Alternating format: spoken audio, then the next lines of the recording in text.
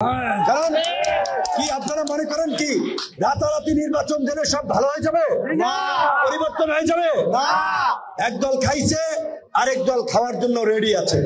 পরিষ্কার ভাবে এই প্রশাসন ঠিক না করে, রাষ্ট্র সংস্কার না করে আগামী 2 বছর আগে কোনো নির্বাচন আমরা চাই না। আসসালামু আলাইকুম দর্শক, আজকে আলোচনা করব ডাকসুর সাবেক ভিপি নুরুল হক নূরকে নিয়ে। ইদানিং নুরুল হক নূর বেশ কিছু উত্তেজনাকর কথাবার্তা বলছেন। তিনি যে আসলে কি চাচ্ছেন, কি করতে চাচ্ছেন, বা কি করতে তার ভালো লাগে, বা তিনি কিভাবে চাচ্ছেন, সেটা তিনি নিজেই বুঝতে পারেন কিনা আমার যথেষ্ট সন্দেহ রয়েছে।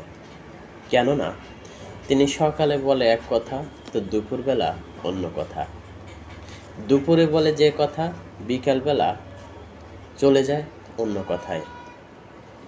এরই মধ্যে তিনি গতকাল বলেছেন আগামী 2 বছরের আগে কোনো নির্বাচন দেওয়া হবে না, বা আমরা নির্বাচন চাই না। দর্শক, তিনি দেশে এমন কে হয়ে গেছেন যে তিনি চাইলে নির্বাচন হবে, তিনি না চাইলে নির্বাচন হবে না। তিনি বললে নির্বাচন দিতে হবে, তিনি না বললে নির্বাচন দিতে হবে না। মানে তার কথাই নির্ধারণ হবে কবে নির্বাচন হবে, কবে নির্বাচন হবে না। দর্শক, বাংলাদেশের ইতিহাসে গত 53 বছরের মধ্যে এই সরকার হলো সবচেয়ে বেশি জনসমর্থিত সরকার। এই সরকারের নাকি সব কিছু করার ম্যান্ডেট আছে এবং সংবিধানও পরিবর্তন করার ম্যান্ডেট আছে। তিনি আসলে কি বোঝাতে চেয়েছেন? সে যেটা বলবে সেটাই শেষ কথা? তাহলে আর দেশে বাকি রাজনৈতিক দলগুলোর প্রয়োজন কি? সে আর এই অবৈধ ইউনূস সরকার মিলেমিশেই তো দেশ চালাতে পারে। আসলে তার কথাবার্তা শুনলে মাঝে মাঝে খুব হাসি পায়। দর্শক, তিনি আরও একটা মজার কথা বলেছেন, সব একা খাইতে যায়েন না। দর্শক, এই কথা বলতে তিনি আসলে কি বুঝিয়েছেন? আমার মনে হয় দেশে বর্তমান যে লুটপাট, চুরি, ছিনতাই, দখলবাজ ও মামলার বাণিজ্য চলছে, সেখান থেকে উপার্জিত টাকা পয়সার ভাগ বাটোয়ারা তিনি ঠিকমতো পাচ্ছেন না। তার ভাগে অংশ কম পড়ে যাচ্ছে। তাই হয়তো তিনি একটু বেশি উত্তেজিত হয়ে গিয়েছেন। দর্শক, এই দেশে যখন যে ক্ষমতায় ছিল, যারাই ক্ষমতায় ছিল, তারাই কম বেশি দেশটাকে লুটে পুটে খেয়েছে। এটা অস্বীকার করার কিছু নেই, এটা সব সময় হয়েছে। এখন যেটা হচ্ছে সেটা বিগত 53 বছরের সমস্ত রেকর্ড ছাড়িয়ে গেছে। দর্শক, নুরুল হক নূরের পুরো বক্তব্যটি আমরা দেখে আসি। কারণ কি আপনারা মনে করেন কি রাতারাতি নির্বাচন দিলে সব ভালো হয়ে যাবে? পরিবর্তন হয়ে যাবে? একদল খাইছে আরেক দল খাওয়ার জন্য রেডি আছে। পরিষ্কার ভাবে এই প্রশাসন ঠিক না করে, রাষ্ট্র সংস্কার না করে আগামী 2 বছর আগে কোনো নির্বাচন আমরা চাই না। 4 মাস হতে যাচ্ছে। এই 4 মাসে আমরা কিছু ঘটনা যা লক্ষ্য করছি সেটা আমাদের জন্য অশনি সংকেত। আমরা পরিষ্কারভাবে বলেছি 5ই আগস্টে শেখ হাসিনার পালিয়ে যাওয়ার মধ্যে দিয়ে আমাদের প্রাথমিক বিজয় হয়েছে, চূড়ান্ত বিজয় অর্জিত হয় নাই।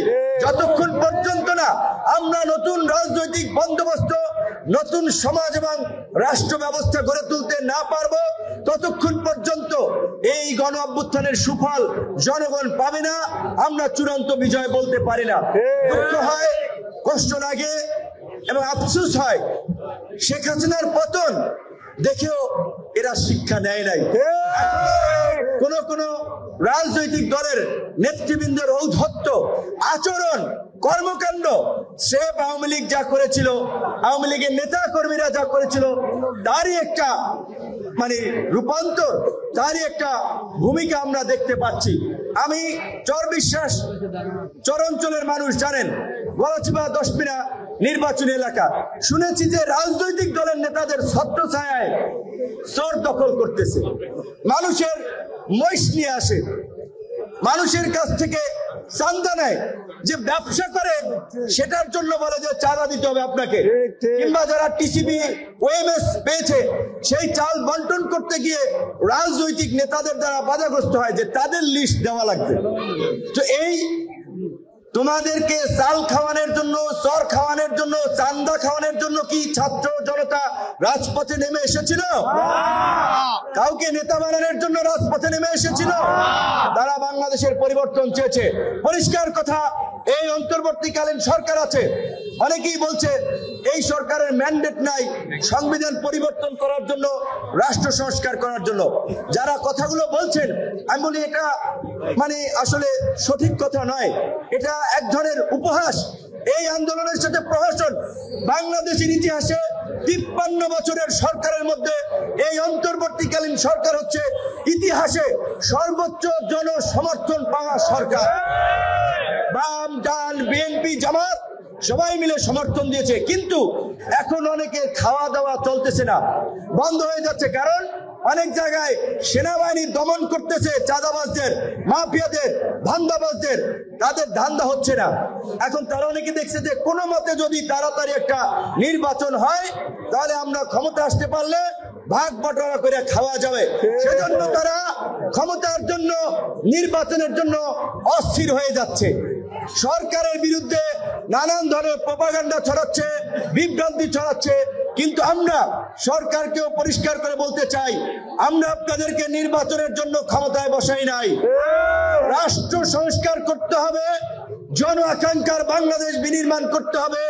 এই যে আপনারা যে 15টি কমিশন করেছেন, সংবিধান সংস্কার, নির্বাচন সংস্কার, দুর্নীতি দমন সংস্কার, এরকম বিভিন্ন সেক্টরের সংস্কার, এই সংস্কারগুলো হওয়ার পরেই আপনাদেরকে নির্বাচনের কথা ভাবতে হবে।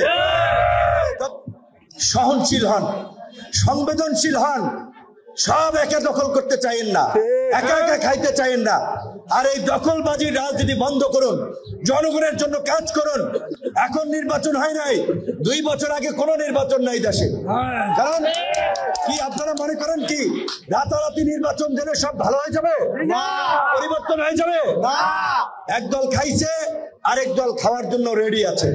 পরিষ্কার ভাবে এই প্রশাসন ঠিক না করে, রাষ্ট্র সংস্কার না করে আগামী 2 বছর আগে কোনো নির্বাচন আমরা চাই না। আইন শৃঙ্খলা পরিস্থিতি খুব বেশি উন্নতি হয় নাই, আইন শৃঙ্খলা বাহিনী খুব ভালোভাবে কাজ করতে পারছে না।